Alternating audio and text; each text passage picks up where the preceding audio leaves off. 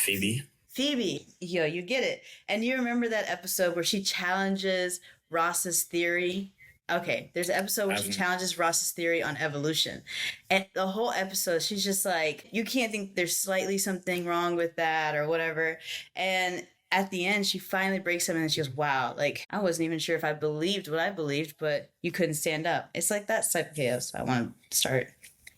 Yes, you're agent of chaos. So yes, I completely understand. Yeah. Totally understand who you are. This is why we work well together. You know? It is. Understanding.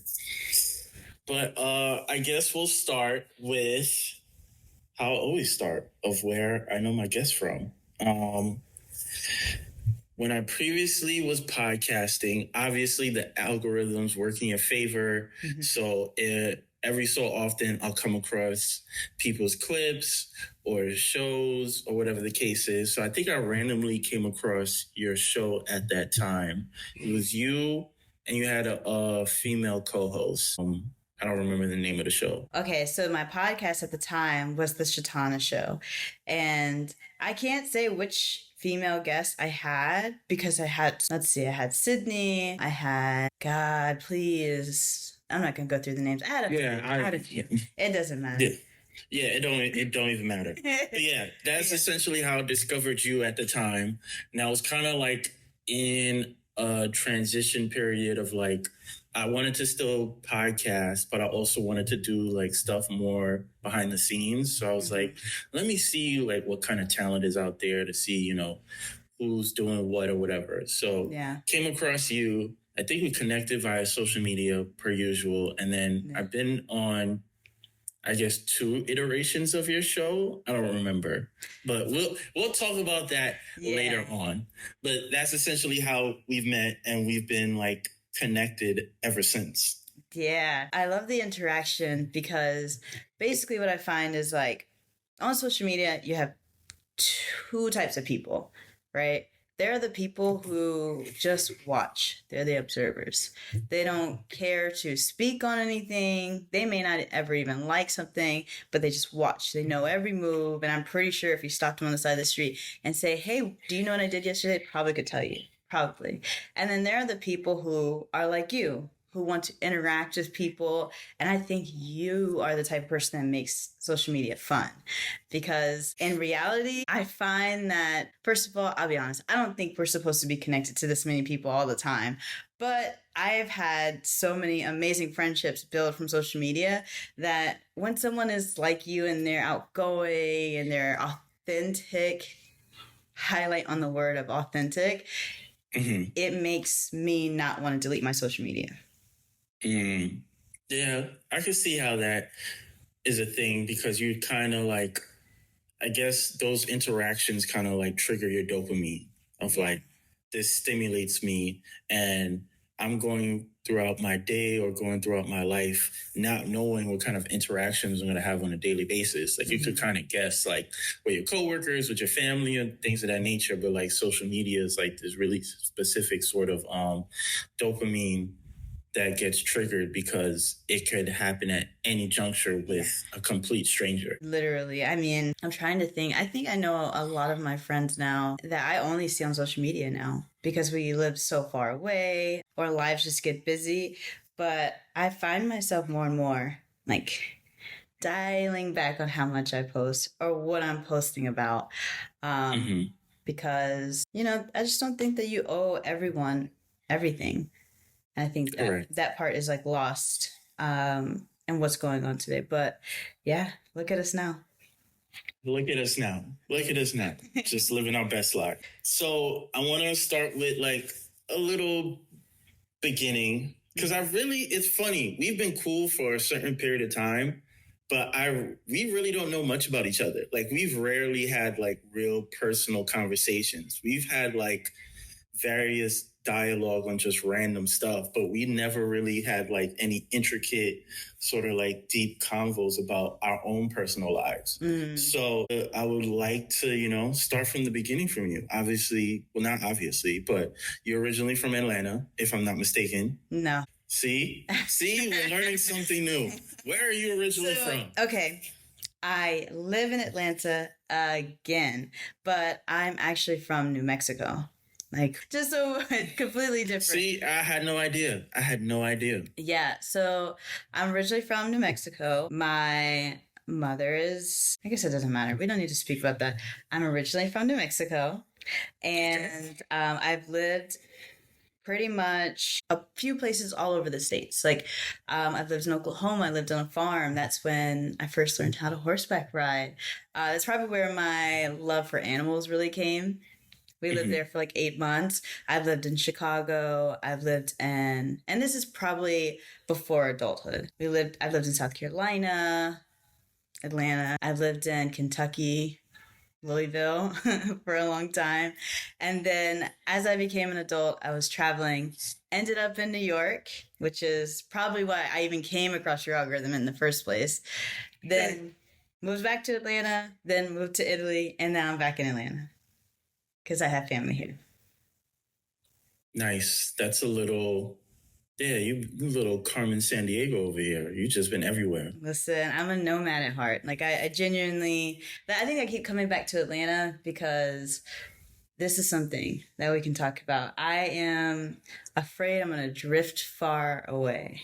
Like, I am constantly traveling and on the go, and I'm so willing to just like sell everything and just move that I felt like, okay, although Atlanta probably isn't the best place, in my opinion, people can fight me on that, but because my family's here, I decided to build roots here. Like, somewhere I can always come back and be like, okay, find my center, find my chi, get back to my roots, and then kind of go back from there. So I guess in that way, you can start to say I'm from Atlanta, but I don't claim it.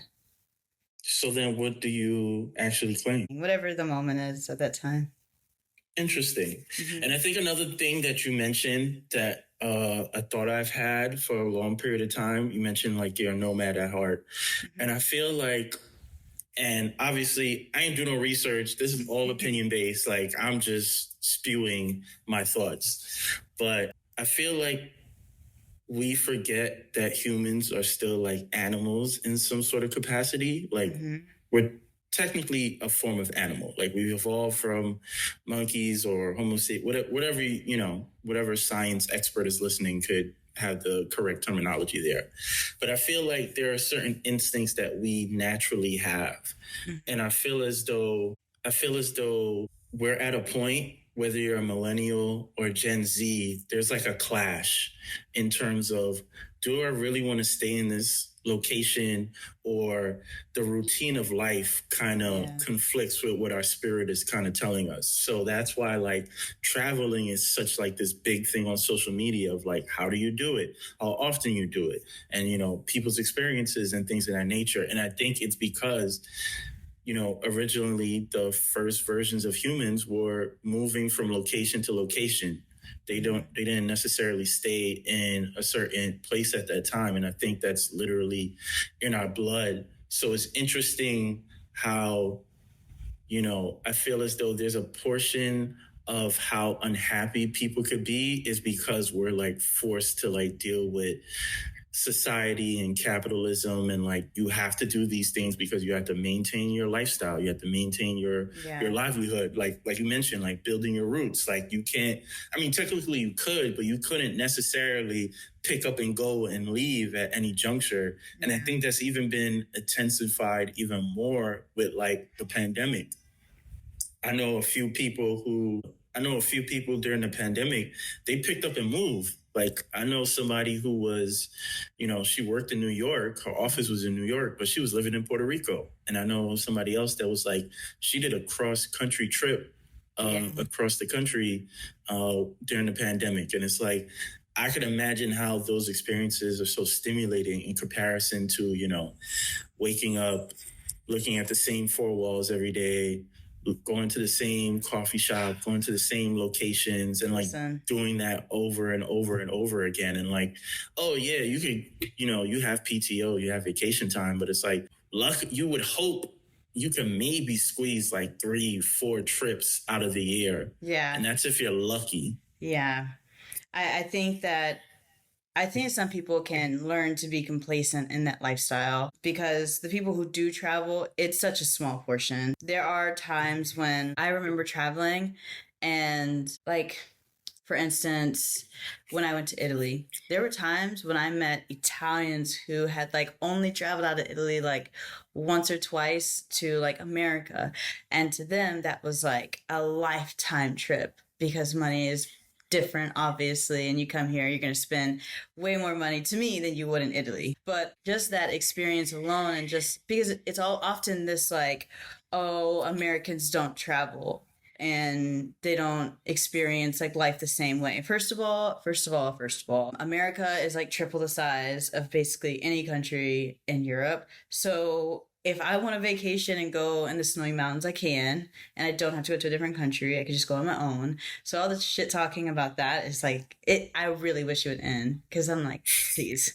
There's so many beautiful national like places in America, but there are still a lot of people that I found everywhere that just refuse to really leave what they know. And I think that sometimes that may happen in today's era, whether it's millennial or Gen Z, because you get overwhelmed. There's so much information. Sometimes, I mean, I go to Mexico every summer.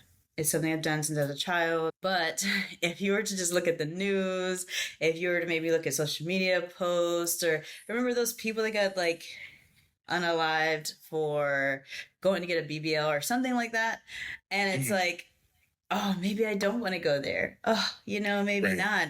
And those things can like, I don't know, they just create this like mental friction, and you're not really living for the experience. You're just kind of living through other people. I try to tell anyone who ever wants to travel, listen, first of all, you just have to be smart.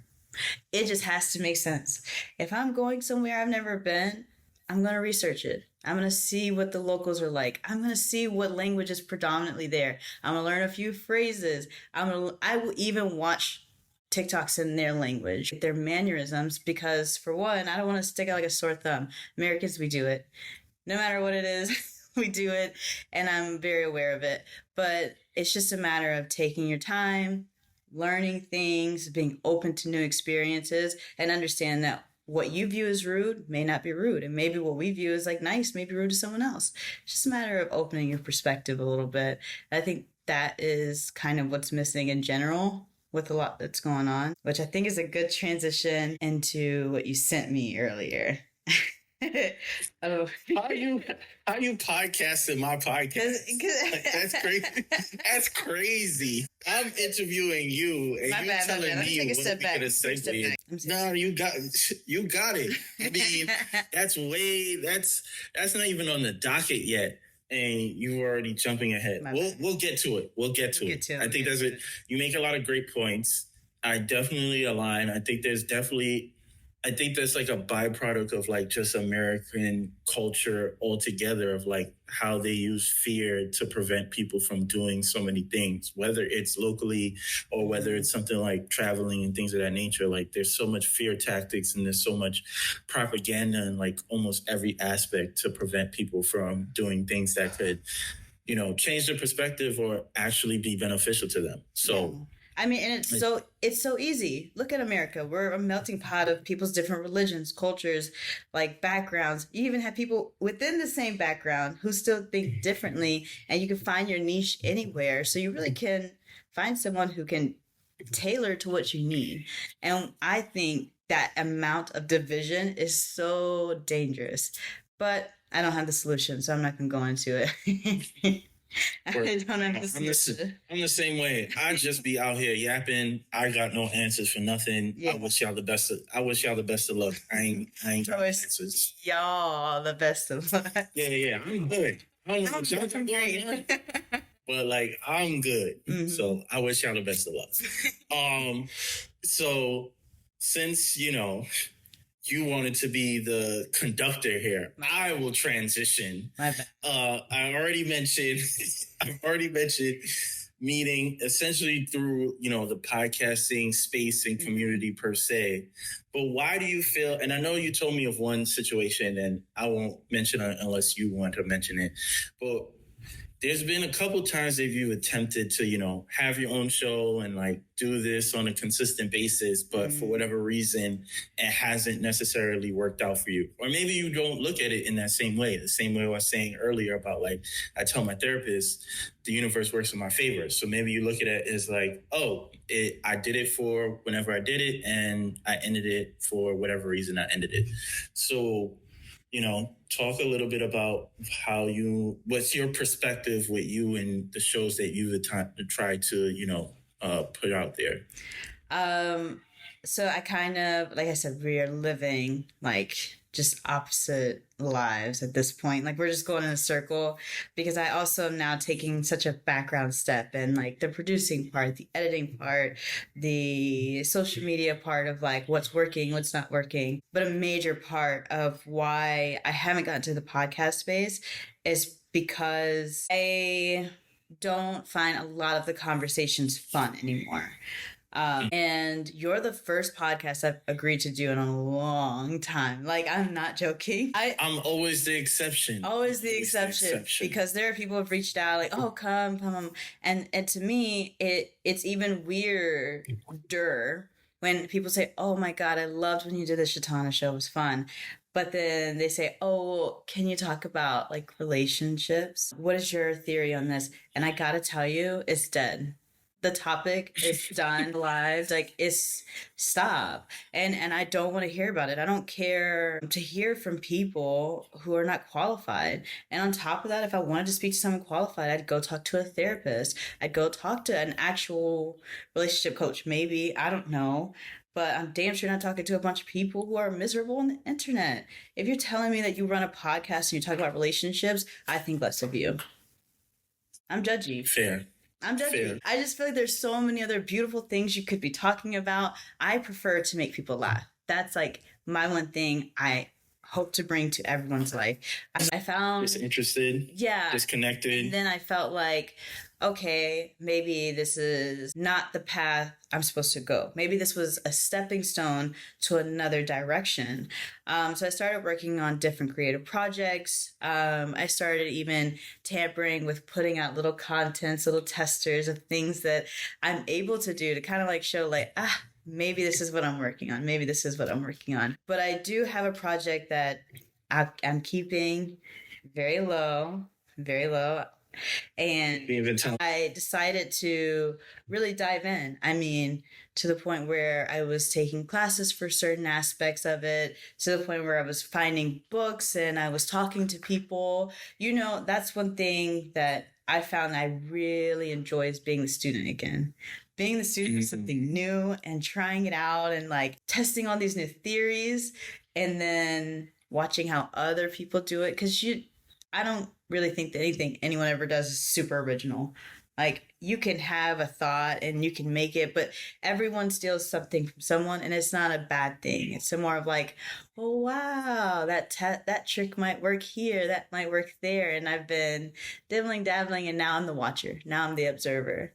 And when I find that something really catches my attention on how someone did something, I got to reach out. I got to talk to you. Like, just, how does your mind work? That is starting to fascinate me right now. But as far as getting back into the podcasting space for people like you, yes.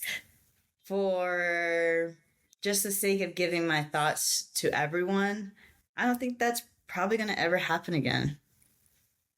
That's fair. Because there was definitely a point in time where I just wasn't thinking about podcasting at all, like in any capacity. Like, even, with me stepping away from previous shows, like at the time I thought like, maybe I'll do it again at some point. But then there was just such a long period of time where it was like, I have real life stuff going on. Like the least I'm thinking about is, the production aspect of it. I think I'll keep mentioning this. Like, I think people are very much unaware of how much work actually goes into producing like a weekly show. Like, regardless if you make questionable content or not, like there's still some level, a lot of work. There's still some level of work. I think what makes it slightly easier is if you have access to, you know, the different software and tools that's available now that you have AI.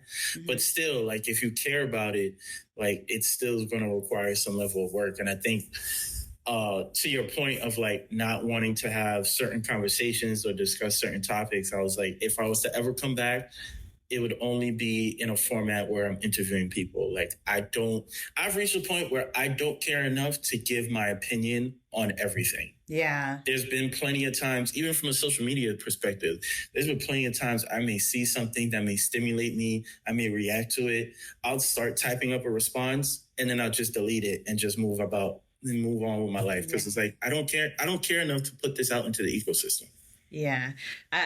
I can see that. I think that's a bit of like an ego death as well, like in a certain sense, because like, I'm not gonna lie, when I was probably at the prime of my like talk about everything, blah, blah, blah concept or era in my life, it was a lot to do with ego. Like, look at my opinion and like, look at how many people supported or arguing just for the sake of arguing, just to like be seen. And I had a friend, Lawrence, he sent me the book Ego or something like that, or I can't remember the name, Jesus Christ. He sent me this book and I was reading it and I was like, wow, somebody has a flashlight on my light. And I was realizing that I needed to see that part, like take a step back from just being seen in general to really understand why I wanted to be seen or why I wanted to like give my opinion so much. And then I realized there was a little part of me that still needed a little validation from other people. And I started validating myself. And once I started doing that, I felt less inclined to say things to other people. But now if I'm having a conversation, I like when it's going somewhere, like we're talking about something, we're getting to there, like a good time, we're talking shit. And those are like the two spaces that I allow the internet to see me now. Right. Which is funny enough, that makes me think about this video a friend of mine sent me where she was basically talking about like the death of, I forget the phrase, but it's essentially like the death of like pop culture, but there was a different term that she used. And she was basically saying because this essentially died in like the 2000s, 2010s, like people no longer value people in the same sort of way. So in turn, like people don't really seek, you know, genuine human connection. So it's like having a conversation online is not necessarily the same as having a conversation with somebody in person, because at least you would hope when you're having this conversation with somebody in person, they have nuance, they have some level of intelligence and common sense and things of that nature. You'd hope, but right? When you come, you hope. But when you're talking about these conversations online, it's like a lot of people have already fixated on what they believe, and it doesn't matter whatever it is that you say. It doesn't matter what facts you prove. It's like, no, this is what I'm standing on. And like, it goes from, this is what I believe, to, because I'm no longer have a response for you, I'm now just going to try to find ways to disrespect you. Yeah. So it's like, I always find it crazy. And I'm not going to mention no names, but I always find it crazy when I see people that I know personally or people I follow, and they'll be in like random comment sections of like a World Star or Justin LeBoy page. And it's like, yo, this is what you're doing with your life? Like, yeah. Really? Yeah. If you ever see me in there, please screenshot and go, what's up? Like, just say it like that. I don't need no context. Screenshot, what's up? And I'll give you it. But yeah, I mean, like I said, I've been in those spaces. Let me correct that. I've never been in like World Star comments or Shade Room comments, because that's deteriorating humankind on a whole level. But like, I've been in that space where, like I said, I was seeking just validation. And I mean, sure, at the time I thought it was just fun. Like, oh, look, I'm interacting. Haha, look at this. But it was like, because there were times like that, first of all, living in Italy brought all of this to light. There were times when I thought I was having conversations with people, and then I realized they were just going to agree with whatever I said. So when I went to a country where people didn't speak English and my Italian was trash, there were times when I wasn't really speaking, right? And then that there was like this like loneliness that was starting to show.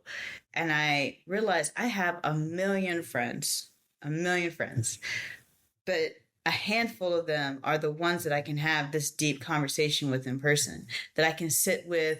And it's happened, even recently, where I sit and talk to them till like 6 a.m. And you're like, wow, this is the type of connection that I was really missing. And because I was chasing just the quantity and not necessarily the quality, that my perspective had to change. I had to shift.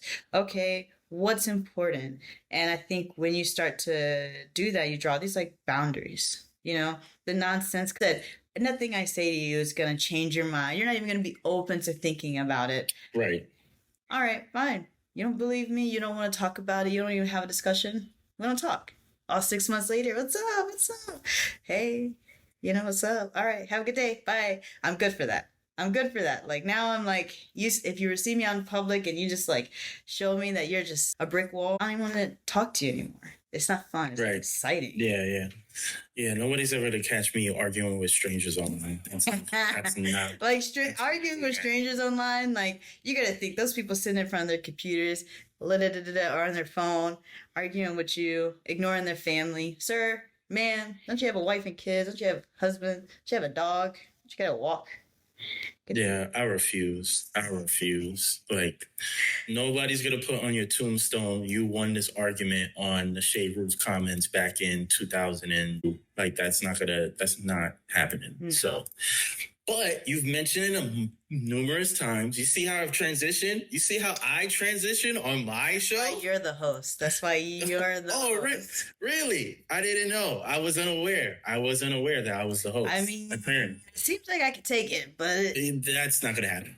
As I was saying, you've mentioned it a couple times about relocating to Italy. Mm-hmm. Obviously, since you've been so used to relocating at your younger age, I'm assuming the sort of mental hurdles that someone else who hasn't done that wasn't necessarily apparent. Or maybe they were. And you could kind of explain that. Like, at what point then you realize you're like, you know what? I want to experience something new. And not from the standpoint, I'm going to travel there. It's, I'm going to live there. And how long were you there for? I don't remember. Well, I had a job. And so that's how I got my visa. Let's start there. I was looking online. I was looking at jobs, and I was like, "Oh, okay." Like I remember I was telling you about the field I want to get into and what I was working on behind. That was one of the reasons I left. I was like, I could do this in America. I could travel to another city, but there's something about where I am in life that I need to relocate my life. There's a part of me that is healed by moving.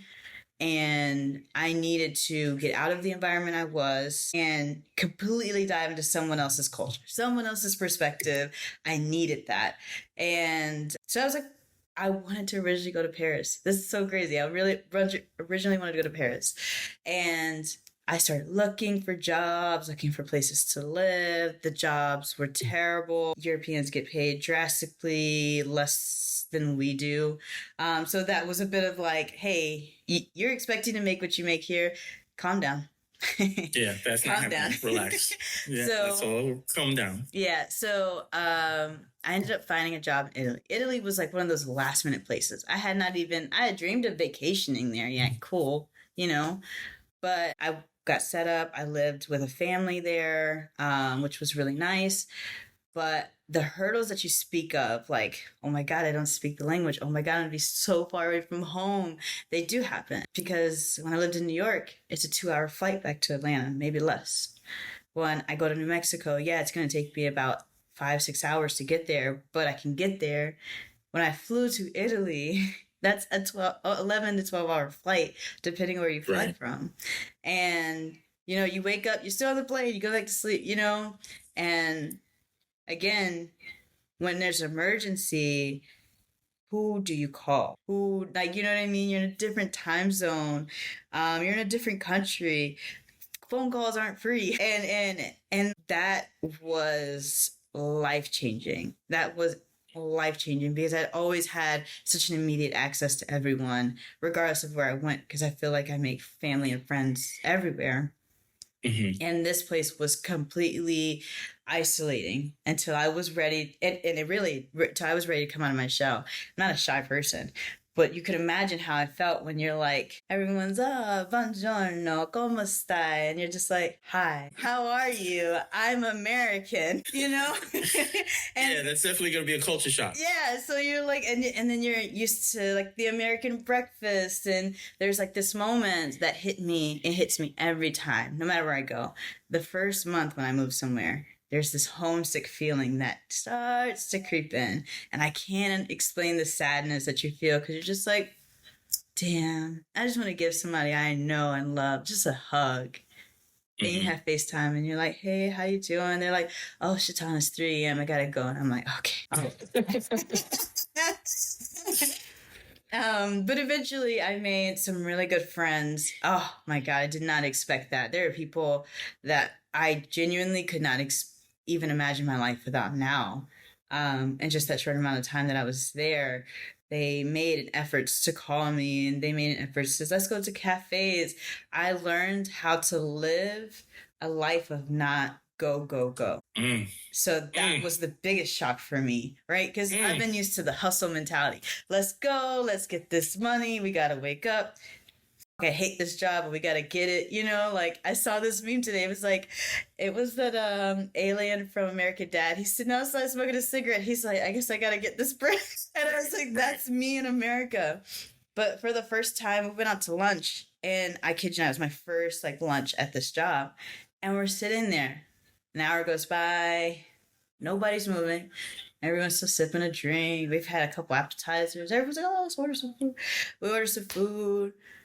We're on our second drink. Nobody's moving. I'm not kidding. My first lunch, we were on lunch for like 3.5 hours. And then we went back to work, did what we were supposed to do. Then we still left on time, mind you, and went about our day. And I was like... Now you're just bragging. I am just bragging. But that still doesn't go away until like the second month when I was there. Because the first month, I'm frantic. I'm supposed to be doing something right now. I'm supposed to be working. Why is everyone so fucking chill? Why are you guys just relaxing? What's the deal? And then I saw some study, and it was like Italians have like one of the lowest rates of heart attacks or something like that, because their life is not like high stress. And, you know, I took that back home with me. And now when I tell people my time is valuable, I really mean that shit. If I could get up, I would give you a standing ovation right now, because there's just certain things that you're mentioning is like such an embodiment of like how I operate. Yeah, that was great. That was really, I don't want to say powerful, but that was really powerful to me, because that's literally how I view my life. Of like, when I tell people like I'm really chill, laid back individual, it's not because I don't care. It's because I understand the things that I'm supposed to value versus the things that I don't want to give energy and power to. So like, work is work. I do it because I have to. And maybe it'll be different if I was working in a space and in a capacity that may have stimulated me creatively. But because that's not the case, it's like, I'm just going to do whatever it is required of me, so that way I could just make it to the next day. But everything else that I care about, like, that's what I'm going to put my focus into, like making sure I'm taking care of myself, whether it's content creation, whatever the case is like, those things matter to me. Like, I made the Tombstone reference earlier, like, nobody's gonna put on my tombstone, oh, he was a great project manager. Like, that's going to be irrelevant. Never. Like that stuff is irrelevant. So it's like, I'll even say it in like reviews or like conversations with leadership. It's like, yo, I don't value work. Like, work don't mean anything to me. Like, I'm not looking at this as like, people are not going to remember me of like, oh, you're a great worker, or you did X, Y, and Z for whatever company. Like, all of that is irrelevant. Like, my friends know me for who I am. I don't even talk about work with my friends. That's the last thing to ask me about. Don't ask me about work, because there's nothing for me to discuss. Dude, just know my bills is paid and I'm living decent. Exactly. I think that is so lost in translation, because here, one of people's first questions, what do you do for work? Elsewhere, it's, what do you do for fun? What do you like to do? You know, because you know why? A lot of people use that as a benchmark as to how much respect should I give you? Yeah. Based on your title, I'm going to assume you make X amount of money. So then in turn, I can determine what level of respect should I give you as an individual that I'm interacting with. And I internalized that for a long time. Oh, you're not just like, let's say you're not just, you can't just be something. It has to be like, oh, I'm not just a student. I'm a student who's studying law. Like, you know what I mean? Or I'm not just like, even what I do in my personal, like, I'm not just this, I manage this part of this industry. And you're just, and after a while you realize how silly you sound. Why am I trying to get you to value me for what I do instead of who I am? Why is that the equation? Like, right. And then once you rewire, because I mean, it goes so deep. That propaganda you were speaking about earlier goes so deep. You know, granted, there are some truth behind these statements, you know, like birds of a feather flock together, blah, blah, blah. But that doesn't mean that all of my friends need to be this hyper idea of success to me. If they're even the concept of success is so skewed because we look at it from a capitalist perspective, but it's like, I tell people all the time, we're all success stories. Like, I mean, for at least in my case, like I come from a immigrant family. Like there's so many paths that they could have taken, and I could have ended up in the projects. I could have ended up, you know, homeless. I could have ended up a junkie of some sort. But like they were able to put themselves in a situation where they left a developing country, was able to raise a family, purchased a home in New York City, and like are in a decent position now. And it's like, now I'm, you know, the next stage of that. Like, I don't know how much money my father ever earned annually, but I'm sure I'm making way more money right now than he's ever made at any juncture in his life. And it's like, I've been freestyling this shit the same way he was freestyling it. Yeah. So it's like, there's so many routes I could have taken. There's so many obstacles that could have actually kept me in a lesser position, but I was able to overcome that. And I think a lot of times we kind of, because of capitalism, we kind of forget that. Yeah. We kind of forget the things that we've already accomplished and we've already dealt with because we're so stuck on like, okay, I got to chase the next thing. Like, I got to get a better apartment. I got to get a better car. I got to get a better job. And like, yes, you do need to do these things to elevate because the cost of living elevates, but you should also still recognize the things that you've done, which makes me think about this TikTok that I've seen where this guy was essentially saying like, Black women will celebrate their birthday no matter what the situation is. Like they'll celebrate their birthday, but for a lot of Black men, they won't celebrate their birthday because they feel as though they need to have everything in order in their life. And then that's when it's deemed something worth celebrating. And I used to kind of be like that. Like, I wouldn't celebrate anything. I wouldn't celebrate my birthday because it's like, yo, I still got so many things I need to achieve. But then once I saw that, I was like, you know what? He's right. Like, I've done these things already. And there's always going to be more goals. There's always going to be more things that I need to accomplish. So why not highlight or why not celebrate the things that I've already done thus far in life? Yeah. So that's so crazy to me. I think it was around the age of 22, I started really doing things for my birthday. And before I was kind of like, I didn't want to celebrate it. You know, the birthday blues. I don't know if you get it, but I get it. And it's so stupid. I look back and I'm like, stop it. Like, and I think it's just like, you're like realizing, oh my God, that part of me is leaving and I don't know what's going to happen here. Like, you know, but now I think there was one particular birthday that my 24th birthday, and please, you can judge me for what we did, but I will. Maybe not on the show, but offline, I will have. And I don't promote this at all. I don't promote this. In fact, I'm telling you not to do it. Do not do this. 24 shots in 24 hours. Baby. Was everything okay? Baby. Listen, I didn't smoke or drink any of that until I was 23. So I felt like, wow, I've been doing this for a year now. Like, look, let me just like make it for the time lost. Like, well, why?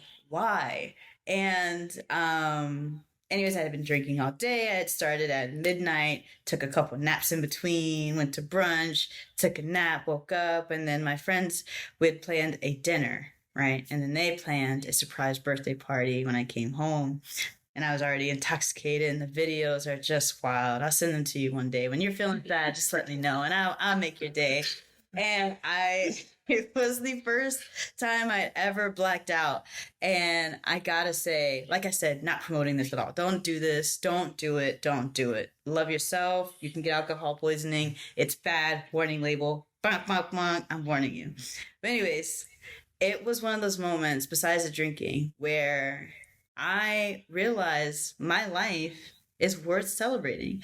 All these people that loved and cared about me were willing to break into my home, basically, to get it decorated so I could come home intoxicated as and not even technically remember, to say happy birthday and celebrate with me. And I was like, wow, like all these years I've been wasting this like time of feeling these depression. And sure, I still get in those depressive moods, but like I'm worth it.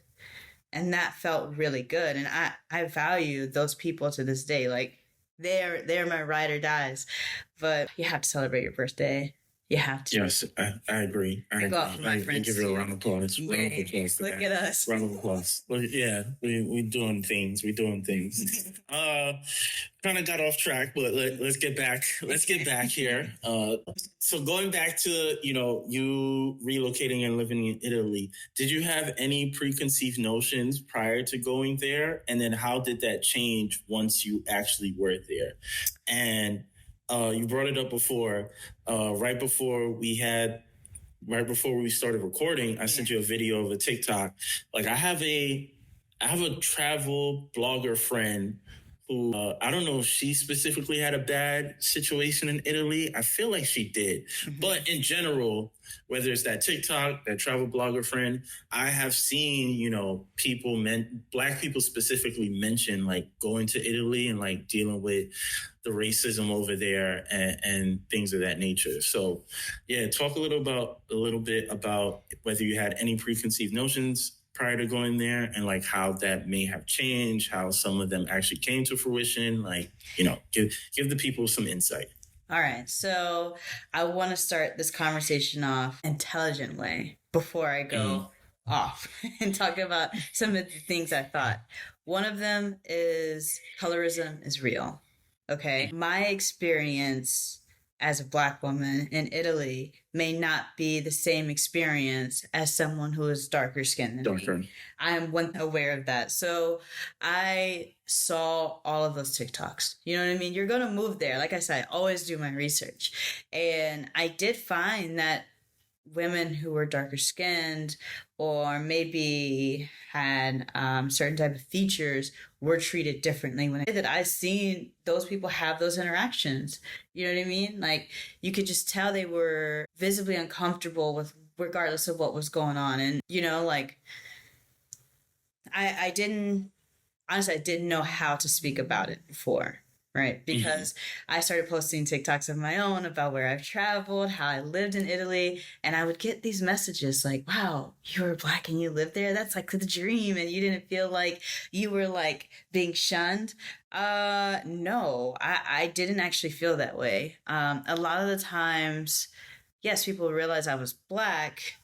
That did come up. Like that was a conversation with a few other people. But a lot of the conversation revolved around where I was from. I was either considered Brazilian. No one ever considered me to be Black and Mexican. That was mind blown there.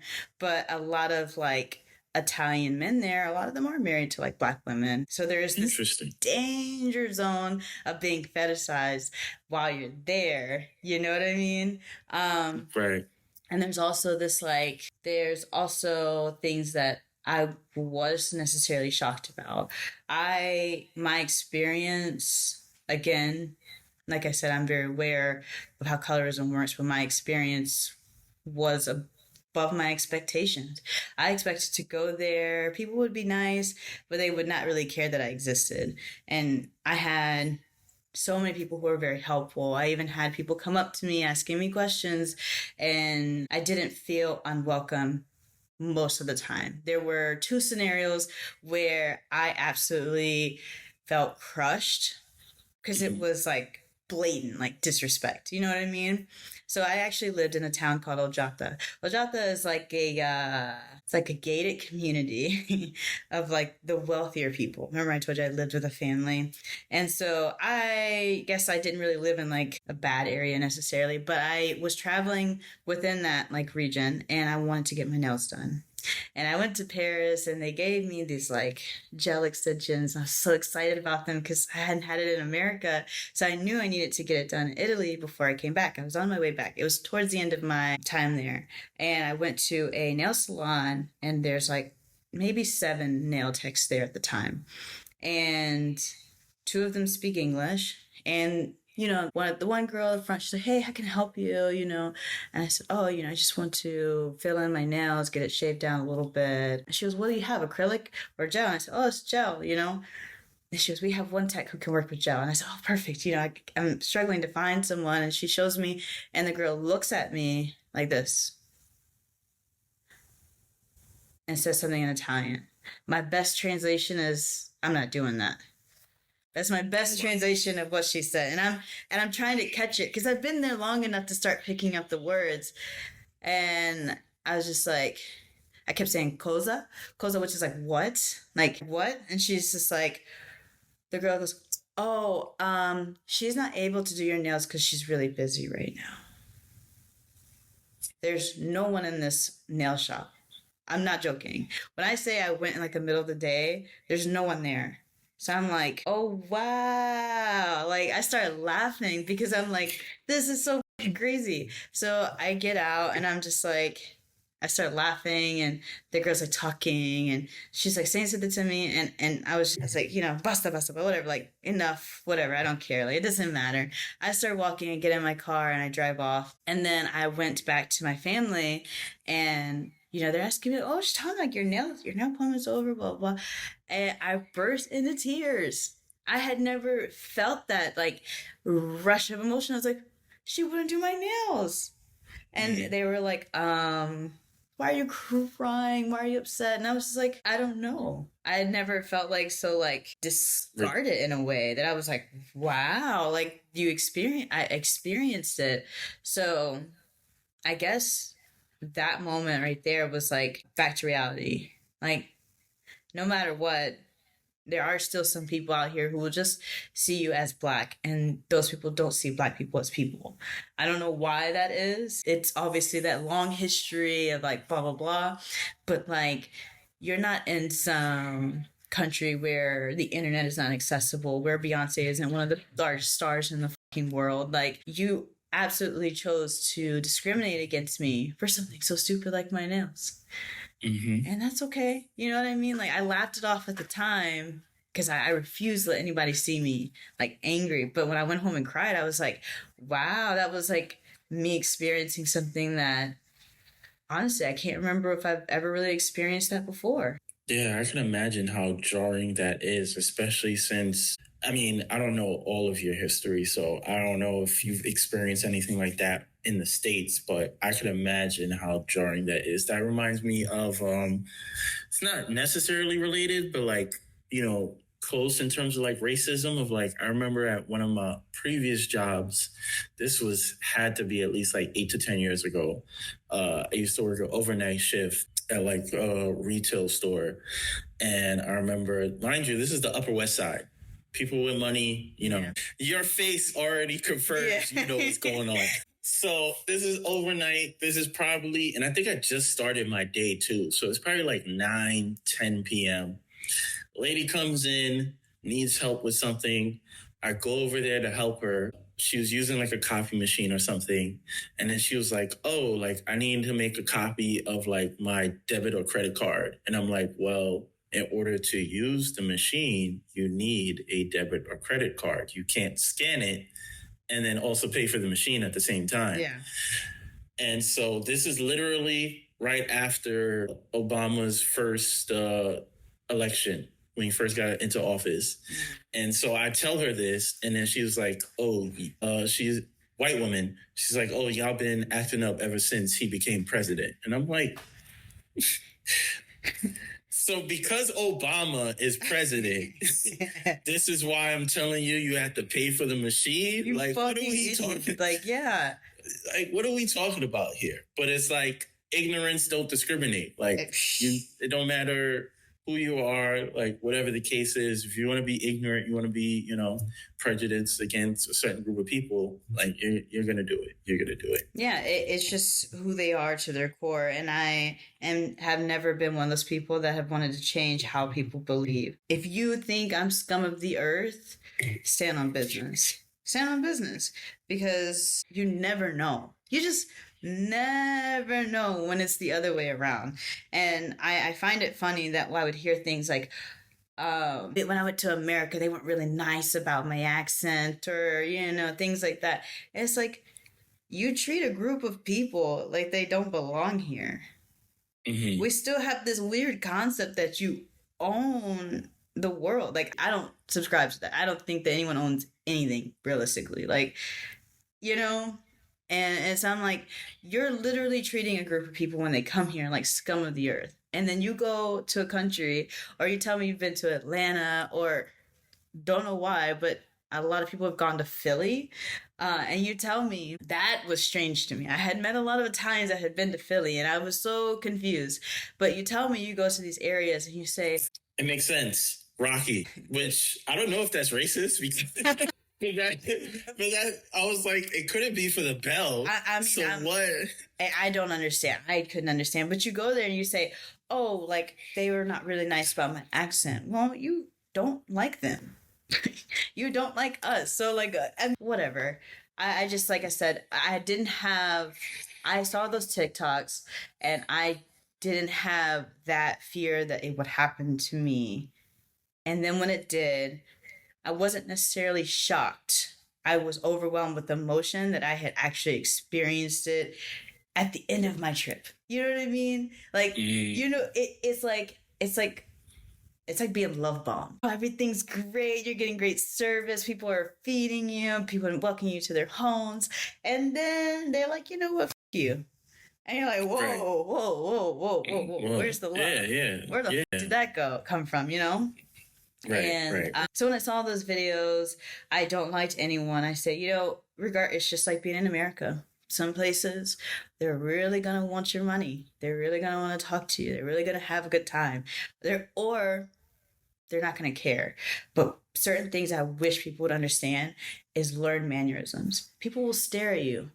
If you go to Japan, they will stare at you. You're like not the norm for them. And it's not rooted in their culture. Like, that's what I said. People have to do their research. People stare when you go anywhere. They're just like, and that doesn't mean that they're thinking bad things about you. Mm-hmm. Maybe they're not even. Yeah. You're projecting. Right. In a weird way, you're kind of like a commodity to them, because you're so... Yeah, you're a rare item in their everyday life. So it's kind of like they're just blown away by like, like, wow. Yeah. What is that? Where does that come from? And I was able to get my hair done in Italy, which is crazy because a lot of people have hair like me. I've cut my hair off. I don't know if you could tell. But before I cut my hair off, yeah, you could tell. I got other stuff going on. Sorry. Anyways, before I cut my hair, it is safe, because there are a lot of people. I had my hairstylist was from Ecuador, but had lived in Italy for primarily all of his life, and had curly hair like mine. So he just did a blowout, and it was great. It lasted. It was fantastic. So it wasn't like I was like totally like, can't get my hair done, can't get my nails done. It was just like that one place that sucked. And if I even knew the name, I'd bash them on the internet. Well, but you don't know the name, so you can't bash. Anyways,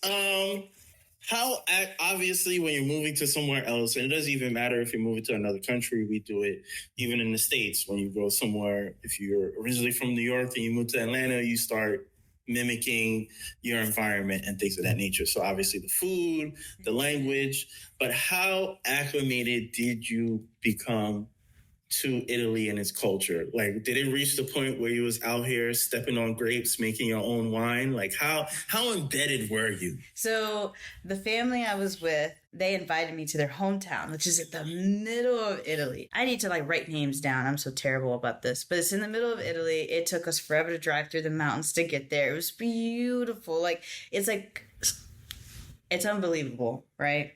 You get there, and I didn't know how much I felt like as honorary Italian until their grandmother came and got me. I didn't understand what she was saying. Her Italian was like thick, and old people, they start getting that like high pitched voice, and you can't really understand, but you understand the notion. I was like, all right, let me get my ass up. Got up. We're making pasta from scratch. We're getting the sauce. I'm learning how to touch the tomato, and we're seeing, and she's teaching me Italian songs, and then all these other people come in, and I was used to the commotion of like blah blah blah, kisses on the cheeks, old people like they touch you, you know what I mean, and you're just like, oh wow, okay, I need to hold this person's hand because she's gonna want this. And it was to the point where we were up until like, I want to say 2 a.m. Everyone's like, wow, you used to be like, oh, I'm so sleepy, or why are we eating so late? Now you're just used to like starting dinner at 8 p.m., 9 p.m., and you're staying up with us, and you're drinking wine, and you're like picking up on the mannerisms. And I even started talking with my hands. I mean, you live with them. It's not like I was by myself. I'm talking with them, and I learned like things like papone is like big dad, because their dad was tall. It's just like I felt like I was starting to just like get in the motions, right? I was living, and I was taking my time, and I didn't feel as tired or as exhausted.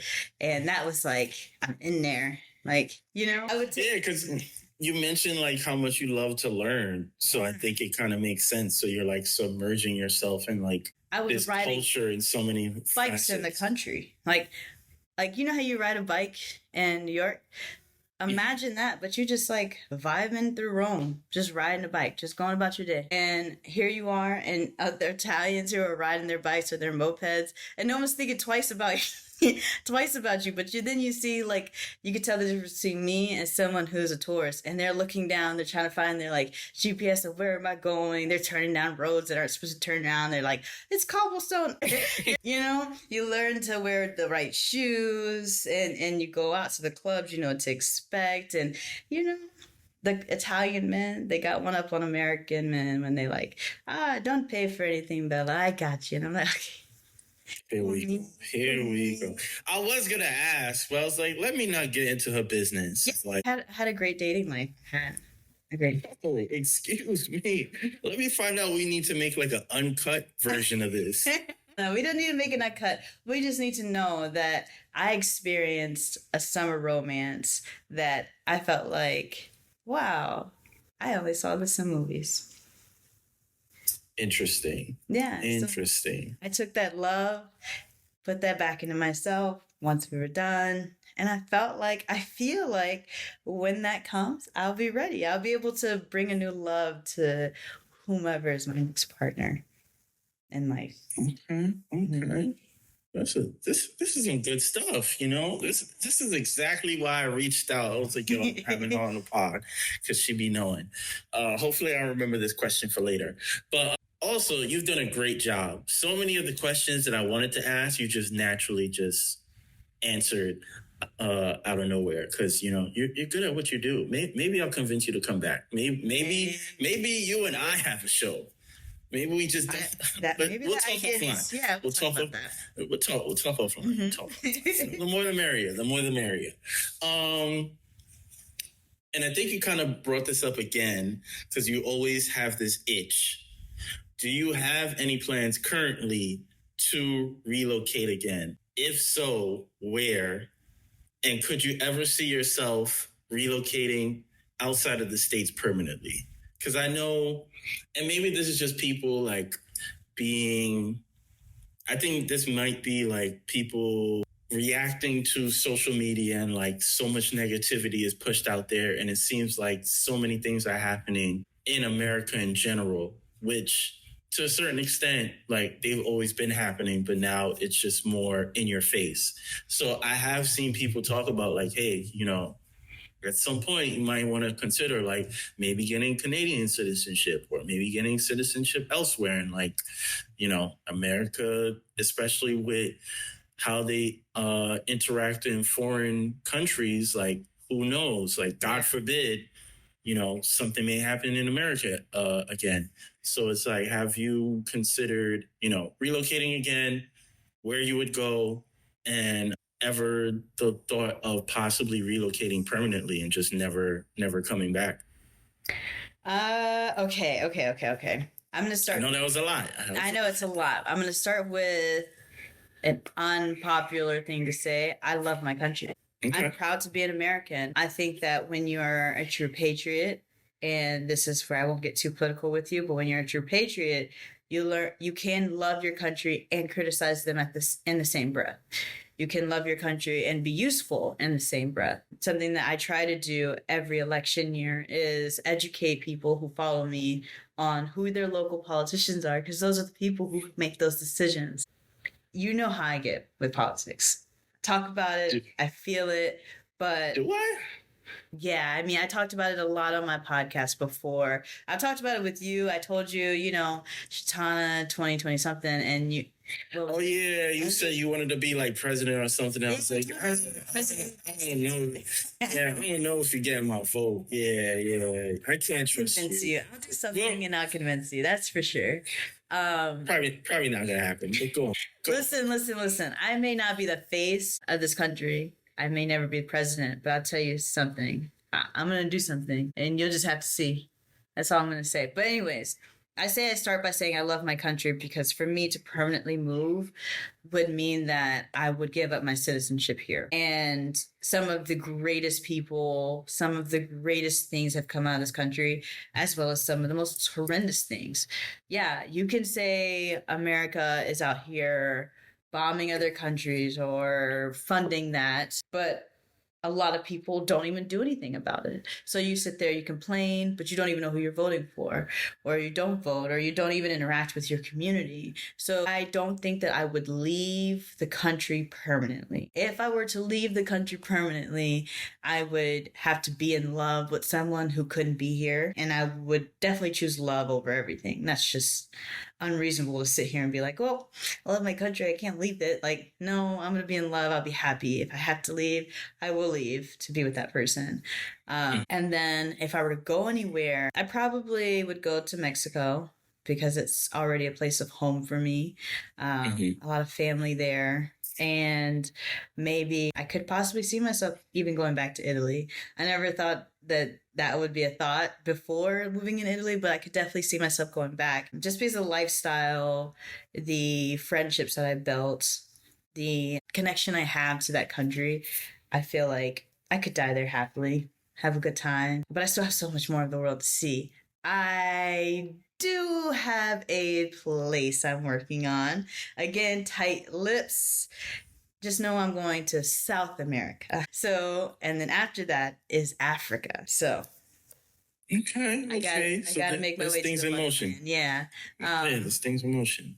Things in motion. I've always known that my grandfather was Nigerian. I just never knew this man. So I am exploring that side of my family and to see if I can make it there. I would love to see that part. I know it will happen, and I will be rooting for you. I'm not going to root for you as president, but I'll root for you to go to Nigeria and your grandfather. It's always your people. It's always your own people.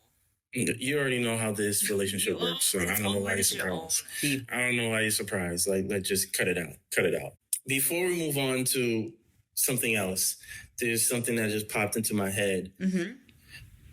With you coming back after your stay in Italy, did you feel as though you have some level of like enlightenment? Like you've talked about these experiences, you're talking about the way of life over there, and it's something that's not really discussed a lot, but is discussed of like how much capitalism kind of keeps people here, like a hamster on the wheel. You always are chasing something, but like a much slower way of life is definitely, maybe it's not accessible here, but like it has so much more benefit for people in those other countries. So now coming back, it's like, did it like completely like change your frame of mind of like, yo, I'm going to prioritize the things that truly matter, and all these other things, these necessary evils, are just, they're just part of my daily regimen, but I don't give any energy towards those things. Yeah. So when I came back, I got into a depressive state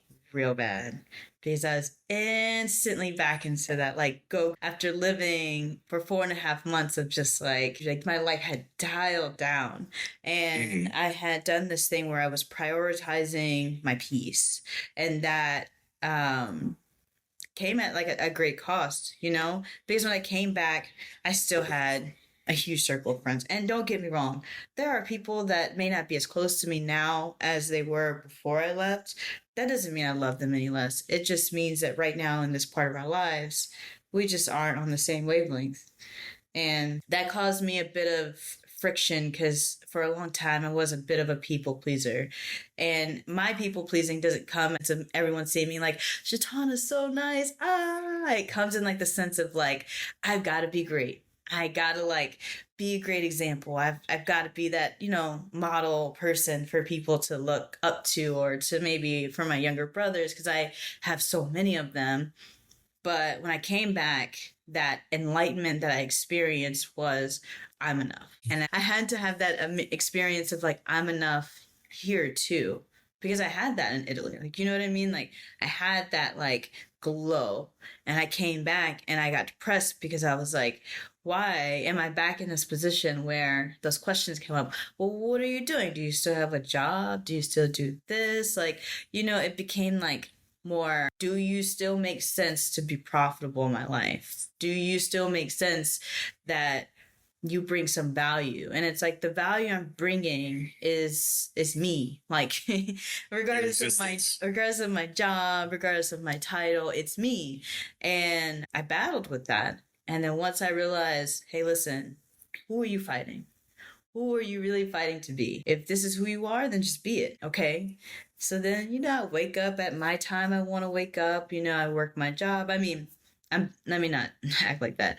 On my weekends, when I'm not working, I wake up and I say, this is what I'm going to do today. Maybe I do nothing, and that's okay. And then, you catch yourself. Sometimes you build bad habits when you're being a little lazy, but being lazy is good for the creative soul, because then when my brain's not working on how to like make money, how to do this, how to do that, I'm reading more books, I'm painting more, I'm even having better conversations. Hey, you want to come over? Hey, you guys want to have a game night? I valued those experiences versus like this and that and this and that and this and that. And yeah, coming back, I was like, this is what I will bring for myself. If I ever have children, it's not really on the plan right now, but if I ever did, this is the lifestyle I would teach them. Hey, you don't need all these things. You're being sold something every time you open your phone. You're being sold something every time you step out the door. What you need is your health. What you need is a good group of people around you. What you need is some security within yourself. And those were not values that were ingrained in me already, because I was being sold a lie to like work, go hard, make the money, you know what I mean? Do whatever you need to do, get the nicest car, blah, blah, blah. And it's just like, God damn, if I could go back and be like, Shatona, you stupid bitch, don't do it. And when I say stupid bitch, I'm not like being demeaning to myself. It's just stupid bitch is like in my vocabulary. I see somebody do something, yeah, you stupid bitch, and you laugh it off, you go about your day. Right. I have to explain that. I think a lot of what you said I align with so much. And I talk about this, not a lot, but I try to tell people whenever they give me signs that they're not doing so, of like, give yourself some grace. Yeah. Like, again, we're all success stories. We either come from low income homes, immigrant families, or whatever. Like, we've made a certain way for ourselves. Like, we're not on the street. We're not, succumb to certain things. So it's like, not to say that be content, but like also be proud. Like, yo, I was able to maintain some level of lifestyle where I'm able to, you know, go about and do the things that I need to do, and like give yourself that level of grace. And I keep telling people all the time, there is nothing more valuable than peace of mind. Yeah. Like, I don't care what it is. Once you establish that, and of course, there's some overlap there. Like, you need to be financially secure enough where you're able to, you know, afford your apartment, afford food on the table, be able to pay off the things that you need to pay off, or whatever the case is. Like, you need these like resources. I don't know if you've ever seen it. There's like this pyramid that shows like, no, not the food chart.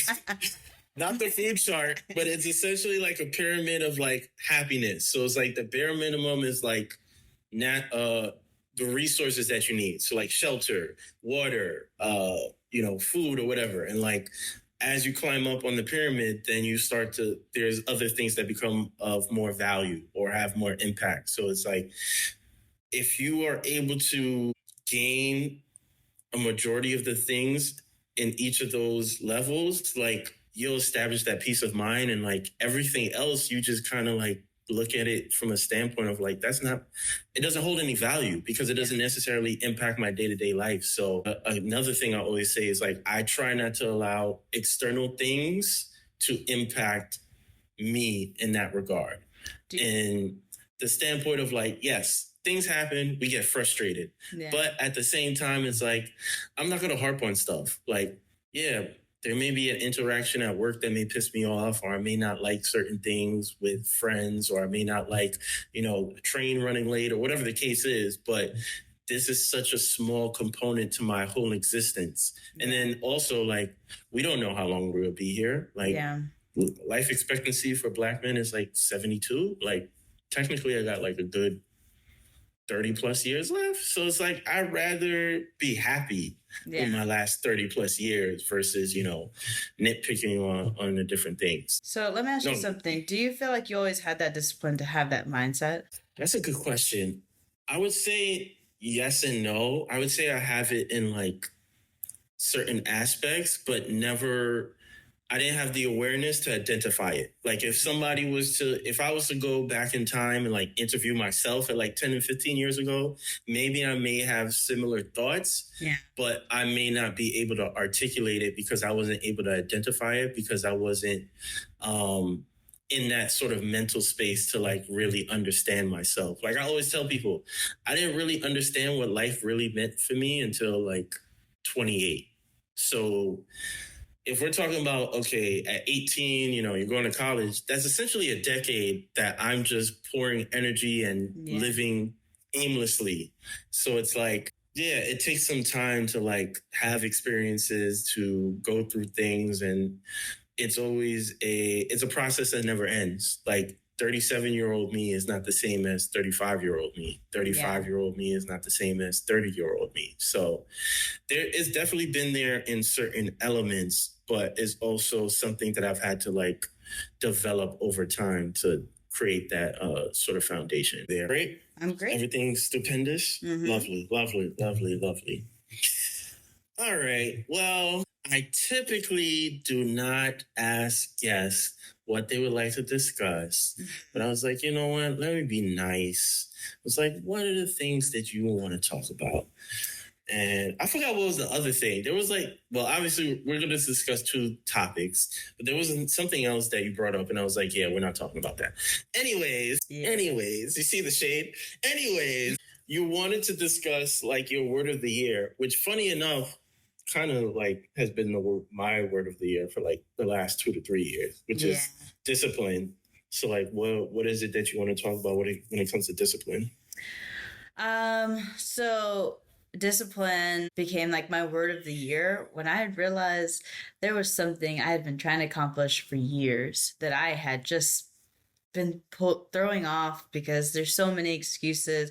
I'm busy, I'm this, I'm that. And then as I was saying earlier about reading that book, the ego book, I realized I wasn't going to actually be able to go further than the beginning steps of anything I decided to do if I didn't have the discipline. And that discipline needed to start with me. That meant taking care of my health. I already like to work out, but I needed to go a little bit harder to reach some of the goals. Discipline with my financial status, discipline, just all overall, you know? And I started holding myself accountable in different ways. And I had to show up, and I realized discipline and consistency are just basically the same thing. And so I would create these little goals. Okay, I want to accomplish this within 2 weeks. All right, that would bring me there. I'd work hard for those 2 weeks. I'd accomplish it or I wouldn't make it. And then I would figure out why I wasn't making that accomplishment. But when I took, like, I'm not kidding, I think I took 2 weeks off from the project I was working on.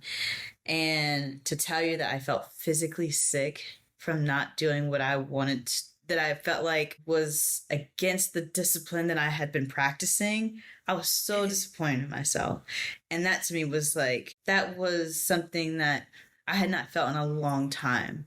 So when I started reading up and watching videos on discipline and how to change your mind to get into that more disciplined state, it talked about that, like, disappointment. When you can recognize that you're disappointing yourself, you can almost stop the tracks of self-sabotage, whether that be in your relationships, whether it be at work, whether it be just in your mental state. And I think that I will always push discipline for the rest of my life, but it was not always a part of my life. I have very much had the luxury of winging it a lot of times. You want to try something new? Let's just jump in. Let's see how that goes. And then you get the high of it. And then the endorphins are great. And then you're like, but I don't want to continue putting in the work. And so you just kind of fall off. And I hadn't had that. And it played out in so many parts of my life. First of all, I have 1 million books in my house. I have like a little library. And I had to go through and find the little bookmarks that I had created all these years for the books that I had never finished. It was over 100 books that I had not finished. Like, why? Because I was just not disciplined enough to just finish it and see it all the way through. And then with discipline, I had to learn what's worth it. Because just because you start something doesn't mean it's worth it.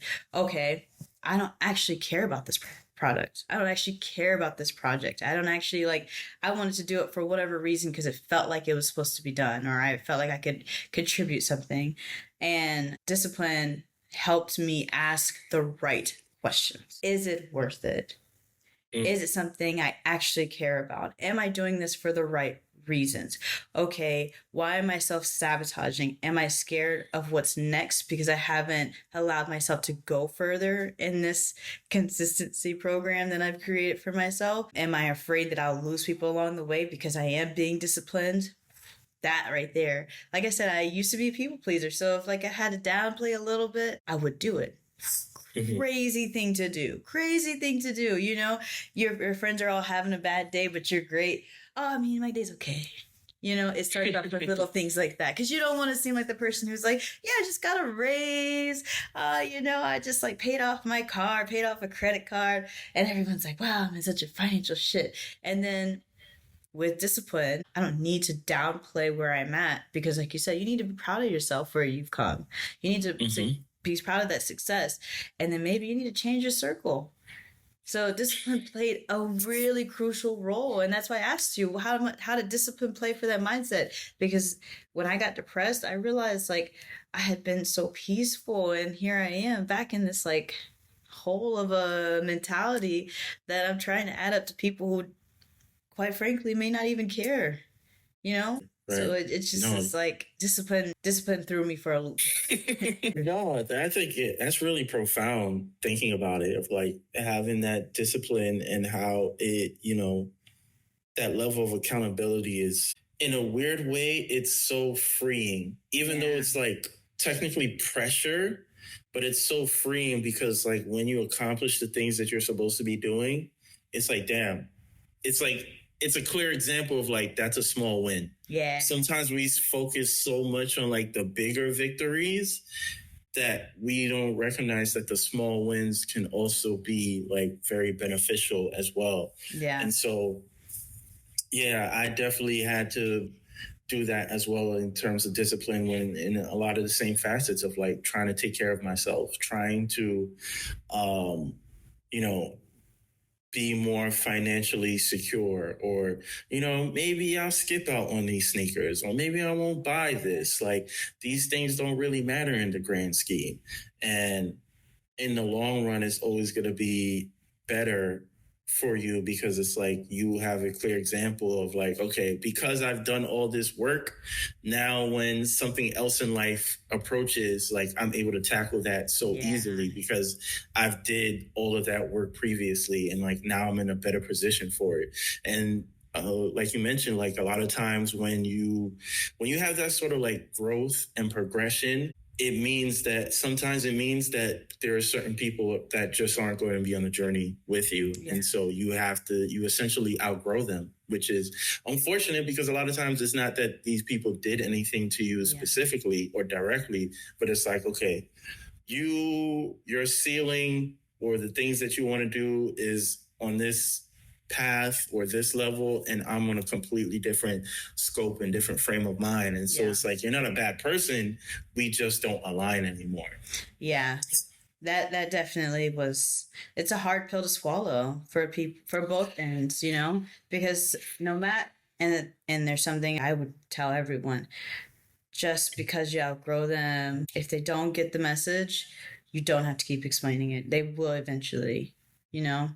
Like, I don't explain shit to nobody. Yeah, and like I said, when I finally started getting out of that people pleasing shit, like, my life became a lot easier. That's how you feel. If that's how you interpret it, I cannot fix your brain. But I'm telling you, that's not what my intentions were. So if I tell you my intentions, you still take it a different route, that's on you. That's what you want. You want those problems, but it's one-sided beef. One-sided beef is crazy, but that really be happening, yo. That really be happening. You beefing with people, you're like, damn, I forgot your name. Yo, that happened to me multiple times, yo. Like, there's somebody, and I'm not going to divulge details about this, but there was somebody that I was really close with for a short period of time, and then this person, like, low-key removed themselves. Well, not even low-key, high-key removed themselves from my life for whatever reason. I don't even need to bring up the reason. But, like, I'll have conversations, whether it's with my therapist or maybe I'm talking about other stuff that makes me think about said person. And I'm like, yo, damn, I don't even remember your name anymore. That's but crazy. At that time that we were cool, like, I put you on a pedestal. Like, life is crazy like that. It's so life is crazy. It's so crazy. And I mean, maybe I'm wrong, but I feel like if you're not willing to talk to me about it, if you don't have my new number, because we all know I get a new number like every 2 years. And yeah. I guess I'm lucky because I don't recall you telling me you got a new number. I told you. I don't know. I'm 37. I'm getting up there. I don't remember anything. Yeah, you're just showing. Relax. You're a guest. Be respectful. You're a guest of my own. Be respectful. Yeah. Like I said, I told you. I changed my number. If you don't have my number, you can't reach me. We ain't got no problems. Right. Yeah. Like, this new version of me just no longer has a relationship with you. Yeah. Like, it's not personal. It's just you. Yeah. We just on different paths. Yeah. So, wish you the best of luck. Salute. Salute. All right. And then the other topic that you wanted to discuss, and we've heard this phrasing so many times of like, Black people are not a monolith. What is your viewpoint? Oh God, you rolled your eyes. When you told me this is what you want to discuss, I'm like, what angle is she going to take here? Okay. Don't try to get me canceled, because I don't think I can get canceled. I get you canceled. Okay, this goes back. What you capable of? There. This goes back to what I was telling you about how other people view Black people. Because they don't really view us as like people in general, you know, they have one idea and one idea only. And unfortunately, there are Black people who feed into that, right? Because there was a scenario. I love this creator on TikTok. Her name is like Hoochie God or something like that. She's hilarious. But I had to give her a shout out because she put it perfectly. There was this whole rhetoric about, oh, you know, Sexy Red represents all Black people because she's so ghetto. And it was like, you know how TikTok is. If you get in the wrong side of TikTok, you see all the like people who are annoyed with life. All right. And it's like, look at how they make Black people look. And I love how she put it. I'm putting that like there.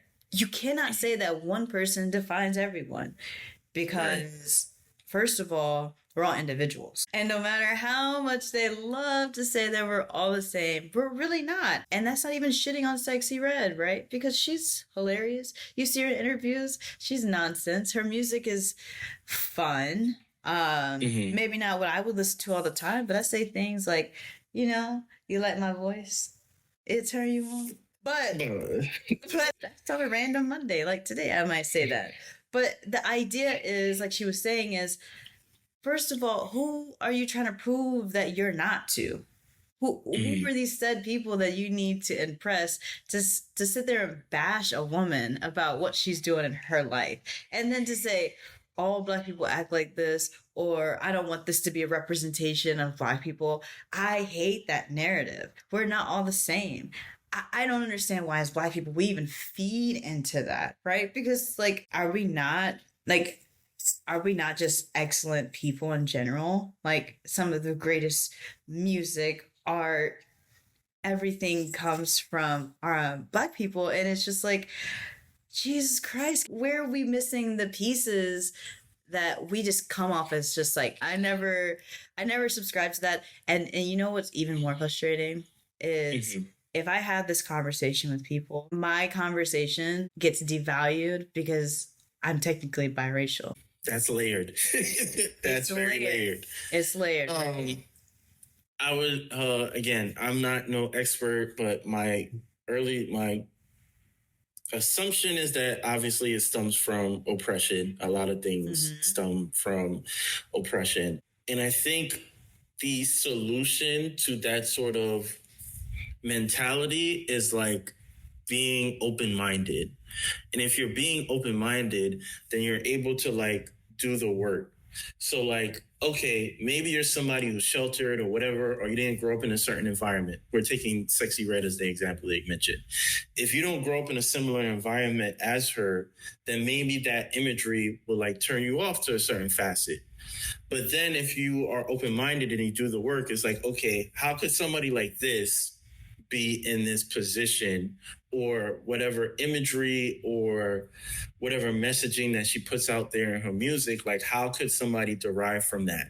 And if you start to do the work, like you start to go backwards, well, it's like, okay, because of oppression, certain people grow up in low income areas. And because of low income areas, people are exposed to things that aren't necessarily negative, but aren't necessarily positive. Like, you know, those lines are blurred or whatever.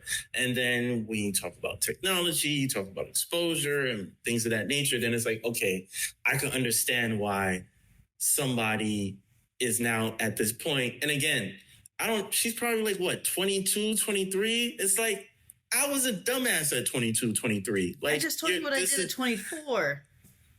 Right. So it's like, what are you supposed to expect? Like, this isn't, I don't know any example. Like, this isn't, that's a bad example that I was about to give. This isn't Michelle Obama running around. Yeah, like these are people who are growing up in certain environments and certain circumstances. So they're going to be exposed to the things that's around them. So in turn, it's not necessarily embodiment of who they are.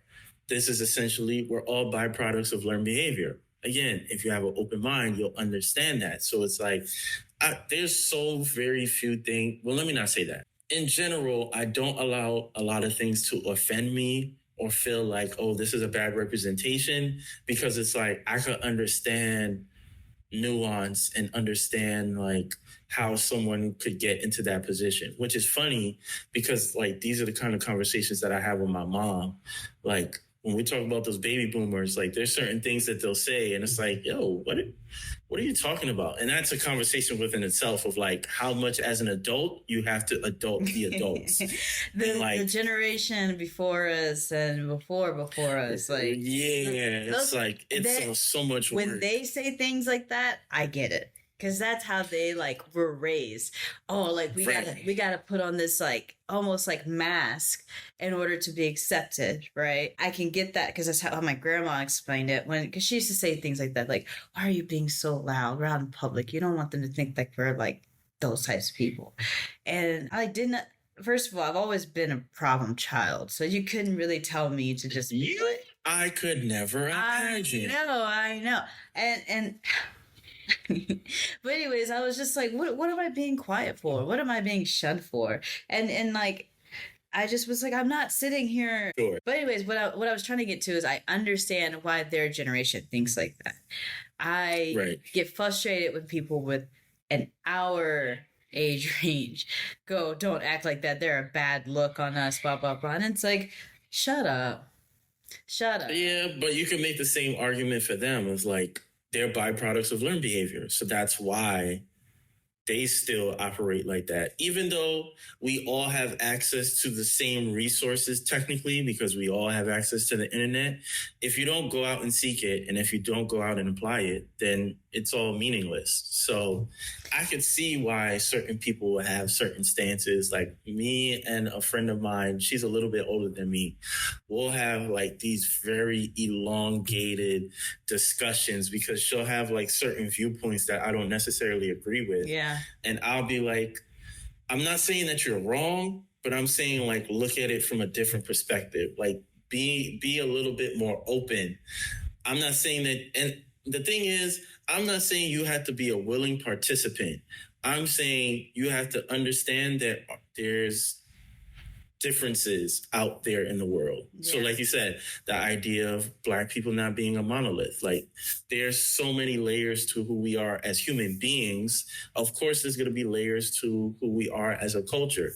Like people who grow up in New York are not the same as people who grow up in Atlanta. People who grow up in Atlanta aren't the same as people who grow up in LA. Like the things we value, the things that we experience, like that makes us who we are. So we're never going to be, it's just really crazy. Because it's like, and I think that it's showing even more with this Beyonce album that came out, with like the outrage of people going, this is not country music, this still in our culture. And you're like, so where you, and then you haven't seen it? I mean, I haven't seen it, I haven't listened to the album, but I was saying time out in terms of like, but American culture doesn't necessarily, white American culture doesn't necessarily exist. Say it louder for the people in the back. I mean, these are just the facts of life. Like, white American culture. I just, like I said, it's just this like idea. And I think that regardless if you like the album or not, I like it. It was such a like shiner on an area that we kind of knew existed. But now it's just like out and open, right? This is not country music. She needs to stick to what she knows. She doesn't belong here. Why are they trying to make this? Why are they trying to make this their music? What do you mean by any of that statement? I've been seeing that a lot. And that's what I'm saying. Like, there's this idea that we have to stick in our lane. What's our lane? Explain to me. What's our lane? Because I'm sure there are Black people in everything. While we don't make up the majority in this country, I could tell you that we're in a little bit of everything. It's just like I get exhausted of watching these like limitations of how far we can go within our community or within outside of our communities. And I only brought that up. It's just like something for us to discuss for fun. Because I'm like, I couldn't believe that for the past couple of weeks, this is like what I've been hearing. These are the conversations that I was like encountering on social media of, and even private conversations. I won't say his name, but he brought it up to me and he goes, wow, like I can't, he's like, I experienced this at work. A coworker literally was like, oh, do you guys all believe that? He's like, what do you mean? Do you guys all believe that? Like, oh, what do you mean? We have a group chat. Yeah, all the Black people in America. Like, all of us are like, yeah, let's all agree on this. Thumbs up. Like, it's to me when white people say that, or when any other group's talking about Black people and they put us all in one, it's like, it's the equivalent of, man, like when people speak, oh, well, they gave me the N-word pass. And you're like, Right. so that's good for all of us? Like, Right. you know what I mean? Like, chill out. Yeah. I think overall the sentiment is like people need to self-educate. People need to have more open mind, and like people need to like. There's nothing wrong with minding your business. Like literally, there's so many things. There's so much information out there. You don't have to have an opinion on everything. Like you could easily just like, oh, mental note and move on. Like I stay out of women's business. I stay out of white people business. I stay out of foreign affair business. Like there's so many things that are happening in the world, and like there's arguments on this. There's arguments that I'm just trying to figure out what I'm eating tomorrow. Like that's literally like and that's I'm worried about. And that's a beautiful way to live. But I just like, I saw it and I was like, wow, this conversation is going to be about as dead as that relationship conversation. Right. This is why I be saying that humans are overrated. People be thinking I be joking, but it's like, I'm so serious. Like, if we're supposed to be the advanced species on this earth, look at what we're spending our energy on. Like, this is what the things that we're doing. Like, this is what, we're spending millions of dollars, trillions of dollars. Like, these are the things that we're investing in or like, spending time on. But humans aren't a waste of time. We just have evolved into nonsense for the most part. Like, nonsense as in like not, let me rephrase that. Humans have evolved to where their life is no longer survival mode. It's more of just like, we kind of just got this time to pass before we die. So let's just do stuff and say things and just, like if we were wild animals, we would know. We need to survive, we need to eat, we need to procreate, and we need to die. That's it. And you have all this time to choose if you want to procreate. You already know your chances of survival are pretty high for the most part. And death is like something that you don't even really consider until someone dies around you or until you get sick. So it's like in between, we try to fill our voids with nonsense. Nonsense. And I choose mine to travel. You choose yours for fashion. Some people choose it to be racist. And that's really crazy. That's a waste. Yeah. That to me is a waste of time. Which is crazy because you can also make the argument of we don't really have that much time. Like in the blink of an eye, like so much time could go by. Like it's still, I think as collectively, we still haven't grasped the fact that we essentially lost like 2-3 years because of the pandemic. And so it's like, you're not even really, that's kind of even more like ludicrous now because it's like we all lived through a major event and you guys are still like indulging into nonsensical things. But it is what it is. This is why I'm like, yo, I'm good. I don't know what y'all got going on. Y'all be safe out here. But I'm valuing the things that truly matter and trying to make my life as fruitful as possible for however long I'm going to be here. Because I've seen too many examples of people just indulging in things that don't really benefit them or at their latter stages and they're like kind of depressed or unhappy because they did all these things that didn't necessarily make them happy or they did things that they thought they were supposed to do, but it didn't really turn out to be what actually stimulated them. Or they don't see themselves as a level of success. They don't see themselves as the things that they actually accomplished. And now you're in a position where you are retired. You are able to, wake up and literally choose what you want to do for the day. Like that's a certain privilege. Like certain people don't have that luxury. Some people work and die until they die. So, it is what it is. It is what it is. It is what it is. I mean, I appreciate that we have the discipline now to live a more peaceful life. Listen, we blessed. Definitely. But I don't have any more questions for you, but I do have this nice little rapid fire closer for you. Okay. So answer as best as you can and answer accordingly, please. Please have some decorum. Okay. One song that represents your childhood one song that represents your 20s and one song that speaks to you right now. Okay, one song that represents my childhood.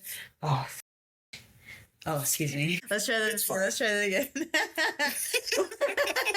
I'm not editing that out. One song that represents my childhood is wow. We can skip this. We can skip that. We'll come back to that. We'll start with what's today. Okay. Today. Off the new Beyonce album. It's called Yaya. It is my life today. It's a fun, exciting track that made me, when I first listened, involuntarily dance. I had my headphones in, I'm making food, and I was like, okay. That's how I'm living my life right now. It's pretty carefree, it's pretty in your face, and I'm having fun with it. And if you like it, you like it. If you don't, change it. You don't. Whatever. And then my 20s. This is my final year in my 20s. What a mess. It only gets better. I believe it. It has to. I'm not going to let it repeat what the 20s were. Wow. There is Thunderstruck. I believe it's AC/DC, if I'm not mistaken. Okay. If you don't know the song, I suggest you listen to it. That was my 20s. And then my childhood. Wow, that's so hard. My childhood was all the way around crazy, but it has to be. You really stumped me right there. You really got me. We can go to the next question. Let's try the next question. I'm pretty sure it'll come back. Two out of three ain't bad. 2 out of 3. What's one life hack that isn't spoken enough about, or is not really considered a life hack, but it's a life hack to you? I read the book Subtle Art of Not Giving a Fuck, and I know you said have some decorum, but that's about as best I can do. The life hack is who gives a fuck. It's just that simple. I don't even think you need to say any more about that one. That's pretty straight to the point. All right, next one. If you were stuck somewhere, what's one, well, you kind of mentioned a book, but what's one book, TV show, and movie that you would need? Okay. TV show right now today. Oh, I'm stuck. That's all I got. I could rewatch Game of Thrones, or I could go straight comedy and do Curb Your Enthusiasm. I feel like the last couple seasons haven't been hitting. Maybe it's just me, but like I feel like R.I.P. Richard Lewis. Yeah, that's kind of crazy that he was like talking about his will in one episode and he passed that same week. It's nuts. So crazy. Curb Your Enthusiasm has some moments where I was just like, this is peak comedy. If Abbott Elementary had more seasons, that would be in there because it's hilarious. I'm a Sex and the City girl. I love it. I don't care. Those white women. It just is what it is. But yeah, it's got to be. I probably would have Game of Thrones with me as a TV show. That's the show I'm going to go with. Because there were some funny moments in there if you look at it. Book-wise, wow, I just told you I have so many books I have to finish. There was this book I recently finished. It was by a Black author. It was, I don't have a brain, bro. Like, it's just, I can't remember shit that I'm talking about. And what's so crazy is as soon as we get off this call, you'll remember everything. Everything. That's like one of the more frustrating things about podcasting is like I'll have all these thoughts prior to recording. I'm like, yes, I'm going to talk about this. I'm going to mention this. I'm going to mention that.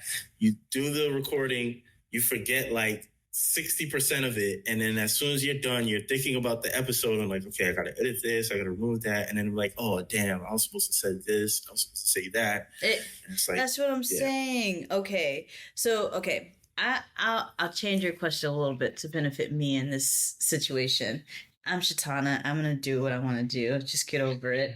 I love You're not my president. You're not my president, yo. This is crazy. I am. I would bring books by Malcolm Gladwell. I love his books. Yes, sometimes he cherry picks information, but sometimes you find things out that are really interesting. I like it. I like to think. He puts interesting stories in there. And then, what was the other? Yes, you're talking about? Movie. My favorite movie of all time is Apocalypto, and I could watch it all the time. Okay. Okay. Finally got a straightforward answer out of you. That much appreciated. This is probably, well, I don't know how much traveling you've done in your adult life, but it doesn't matter. But because you've been to so many places, you could list anything. But what's one restaurant that you believe everybody should go to, and what is a dish that they should get from there? It could be Italy, it could be in the it could be in New York. Like you got some options there. People are not gonna like what I have to say, but you getting food in Atlanta, like want wings, JR Crickets, you could go there. There's nothing really exciting about Atlanta food. There's a steakhouse in Brooklyn that I really enjoyed. It's in Williamsburg. I don't know the name. Is that Williamsburg? Brooklyn Chop House? No. It's like one of the first original steakhouses. Okay. Is it? Yeah, you tell me. Also, you still owe me lunch or dinner or something. That's right. Such a I'll take you to the steakhouse. They got this thing where you could buy this like big ass steak, and if you finish, you get to finish it. Hey, listen, that's all we need. Do you eat steak? Do you eat meat? I do, but like I very much am a believer of like eating to be satisfied, not eating to be full. So like, I mean, the food is delicious, but there's also like I have so many places in New York that I had little corner spots. As little it's near Bushwick. It has what's it called? They make a great pasta. I actually really like. Damn, I don't know the names of these places. I just go. You know what I mean? You just go. You're the absolute wrong person for rapid fire. I know. You keep asking me these questions, and I told you I couldn't even remember the name of the book that I just read, and I actually finished it. We'll figure this out after the fact. But if you eat pasta, cacio e pepe is so good. Yeah. In Italy? In Italy. Got it. Yeah. Okay, so that's one. Good job. You got one. Good job. There we go. It took you long enough. And then this is probably easy for you. You said that. What's a wine or a cocktail that you suggest? I have a coworker who told me I need to try Argentinian wine. Said it's really, really good. Yeah. So I got to add that to my list. I'm not a wine connoisseur as of yet, but I'll indulge. Neither am I. I'm not really a drinker. Fun fact. Yeah. After you have 24 shots, you slow down drastically. But when I do like to go out, I like to get little pretty drinks that make me feel good. There's this drink called the Porn Star. I sub the vodka out for, it's like a martini. I sub the vodka for tequila. You can never go wrong with that. I love to try a blood orange mojito. Always a good choice. Yes, I had that before. That's good. That's a good one. Yeah. And then instead of a traditional mimosa, get like a mango pineapple juice instead with the champagne. Okay. So bomb. Okay. So before we wrap this up officially, do you have a song for your childhood, or are we just gonna skip this? That shit was so. All right. I'm gonna give you a song that is why I'm in a better predicament in life today. It's by Aaliyah. Okay. It's "Miss You." Do you remember? Okay. And the reason why I chose a sad, slow song is because I miss the innocence of my childhood. And I grew up really fast because of circumstances I had to grow up fast. So I miss that short period of childhood that I had. Interesting. I know we're supposed to wrap this up, but it made me think about, have you ever read the Four Agreements? And you know how there's the part about, it's essentially of like, for anybody who hasn't read, it's essentially like tools that you could use to like, if you're a spiritual person, that can create a sense of happiness for yourself, where you don't have to necessarily rely on external sources for your happiness. Mm-hmm. But I remember a part where it talks about like how certain, like you'll see it in media, not more so now, but like back in the day of like older women who like, when they meet with a guy, it's like, you make me feel young again, or you make me feel 18 again, or whatever the case is. And because there's a sense of like, not innocence per se, but there's a sense of like more freedom that you have in your youth, that you're doing the things that immediately make you happy with no regard to, you know, consequences, no regard to impact or whatever. But as you become an adult, you kind of shed all of that because you have responsibilities. You got to go to school, you got to pay bills, you have to have a job, you know, got to pay your car note, whatever the case is. So it's interesting that you say that, of like missing that level of innocence because we live in a capitalist society, and that's just one huge layer. That doesn't even take into account people and like the environments that they grow up in, who raises them, who's around them. Like, because of all of those things, like that innocence kind of like really dies quickly, and you kind of just, it's very hard for people to shake that. And then like, okay, how do I still do the things that I need to do for my like everyday life, but then still prioritize like happiness? Yeah. Which I'm sure that Italy had a profound factor for you in like now how you live your life. The inner child in me is healed. She's good. But like I said, I miss that part because there are some things that, regardless of who I experience, what I experience, will never be as innocent as that. And I have such fond memories of those moments that I do miss her, but I'm glad I healed her because now she's safe. Now she's safe. And I'm good now for the most part. Round of applause for you. Round of applause. You did good. You did good. Still not going to get my vote, but you did good. Did good in life. You know, some people you just can't satisfy. I'll get your vote. I'll get your vote. You wait and see. But of course, thank you for taking the time out. This was definitely fun. It was definitely nice to reconnect. It's been a while since we last spoke. Yeah. And yeah, I mean, before I even end this off, do you have anything that you want to like share with the people?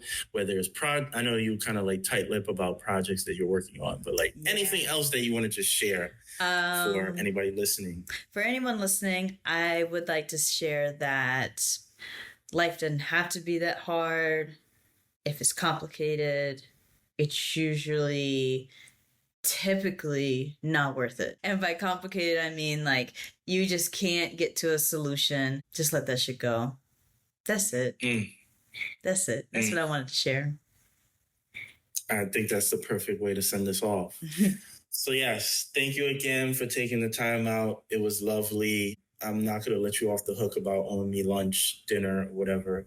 When is it your next time coming back to New York? You don't even know because you told me last year. I was supposed to be coming back last year. And you didn't even pull up, yo. I was waiting. Like, I cleared my schedule and everything. Did I get a message? No. It's just kind of like left by the wayside. Don't be so dramatic your whole life. It's okay. Calm down. I'm